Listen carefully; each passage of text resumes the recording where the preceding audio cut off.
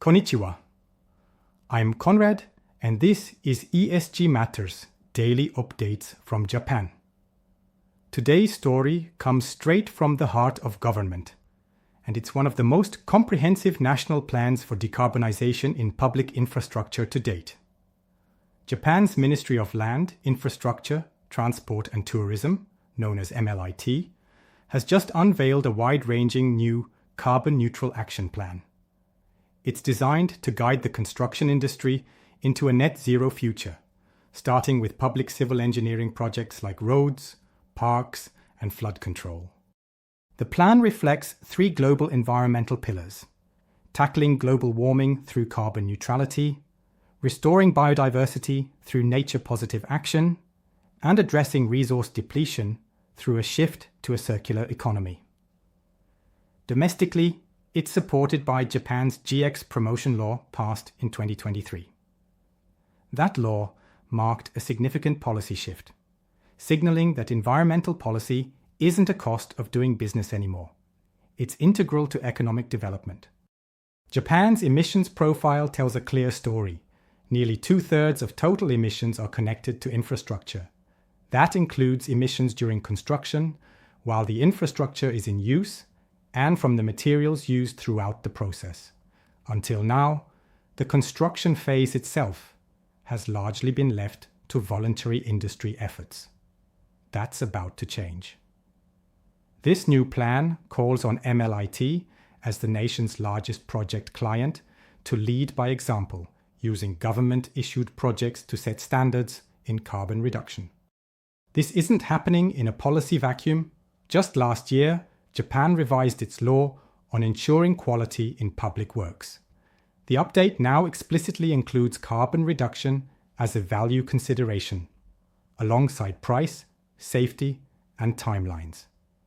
At the same time, the GX240 vision and the National Climate Action Plan both name public works as a critical platform for deploying green technologies, from low-carbon concrete and green steel to electrified construction machinery. The plan targets emissions in two forms. First, direct emissions from construction sites themselves, such as heavy machinery and diesel engines. These are being addressed through greater fuel efficiency, adoption of electric equipment, and pilot programs using next-generation fuels like HVO. Second, indirect emissions from materials such as cement and steel. Emissions that happen off-site but are tied to construction demand. Here, the ministry will gradually shift procurement preferences toward materials that are lower emission or even carbon absorbing.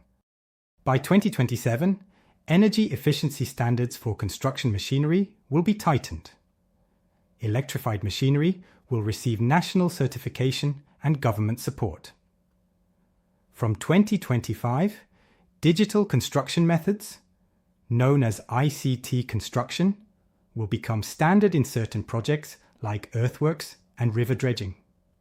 The plan also promotes real-time data monitoring on construction sites. The goal is greater visibility, better resource planning, and fewer emissions, with potential productivity benefits. When it comes to concrete, the ministry is getting specific. Cement substitutes like blast furnace slag and fly ash will be used more widely. Some projects will trial carbon-absorbing concrete and new curing methods. If successful, these approaches will gradually become standard. The government is also pushing for transparency around costs and carbon savings to create a credible market for low-carbon materials. To drive innovation, companies will receive incentives not just through funding, but through recognition. New evaluation systems will reward companies that develop or adopt effective low-carbon solutions. There will be awards, public benchmarks, and eventually advantage in public bidding based on carbon performance. The roadmap aligns with national targets to cut greenhouse gases by 46% by 2030 and 73% by 2040. Each phase has clear milestones, from early adoption of energy-efficient machines to broader use of green construction materials, to full-scale decarbonized projects. Model projects will begin soon, acting as pilot examples of future infrastructure, efficient, digital, and low carbon. What makes this plan notable is not just its ambition, but its clarity. It connects law, finance, design, and delivery into one vision. And it invites every player in the industry, from contractors and manufacturers to public clients, to step into a leadership role. For Japan, this is more than a construction plan. It's a commitment to building a future that aligns with long-term sustainability goals. I'm Conrad, and this was ESG Matters. Thank you for joining us. We'll see you tomorrow with more from Japan's journey toward a more sustainable world.